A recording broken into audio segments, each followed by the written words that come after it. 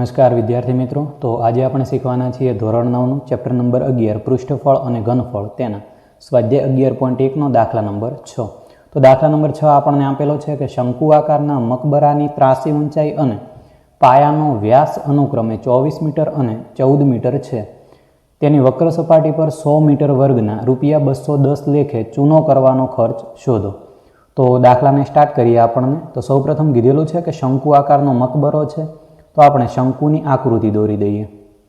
તો આ આકૃતિ થશે શંકુની, આ થશે તેની પાયાની ત્રિજ્યા અને આ થશે તેની ઊંચાઈ। તો આની અંદર આપણને કીધેલું છે કે ત્રાંસી ઊંચાઈ અને પાયાનો વ્યાસ અનુક્રમે 25 મીટર અને 14 મીટર છે।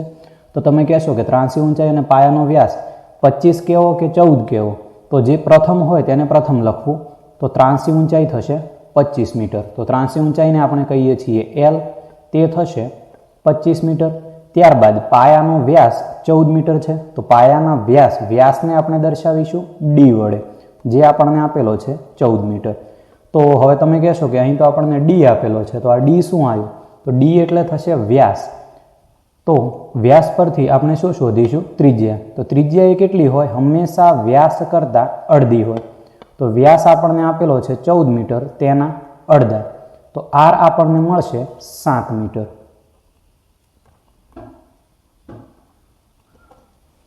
તો હવે R અને L બંને આપણને મળી ગયા છે। તો હવે આપણે શું કરીશું? જુઓ, હવે આગળ કીધેલું છે કે તેની વક્ર સપાટી પર 100 મીટર વર્ગના ₹210 લેખે ચૂનો કરવાનો ખર્ચ શોધો।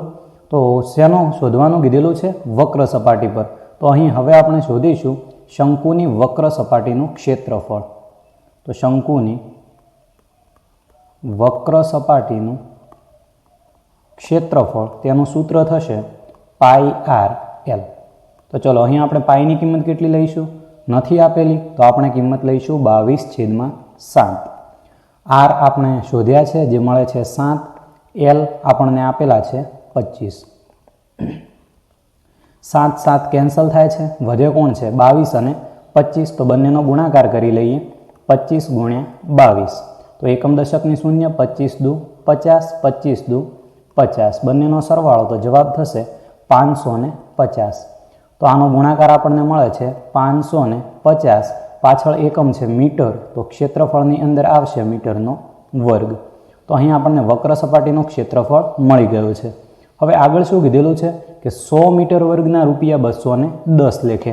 તો આપણે લખી દઈએ કે 100 મીટર વર્ગ ચૂનો કરવાનો ખર્ચ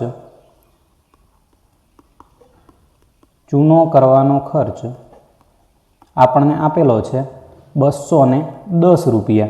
આપણે કેટલાનો શોધવાનો છે? 550। તો 550 મીટર વર્ગ ચૂનો કરવાનો ખર્ચ કેટલો? તો આ રીતે જ્યારે ત્રિરાશિ મૂકવાની આવે ત્યારે તમારે શું કરવાનું? તો આ બંનેનો ગુણાકાર અને અહીં જે સંખ્યા તમને આપેલી હોય તેને તમે મૂકશો ભાગાકારની અંદર। તો અહીં કોણ છે?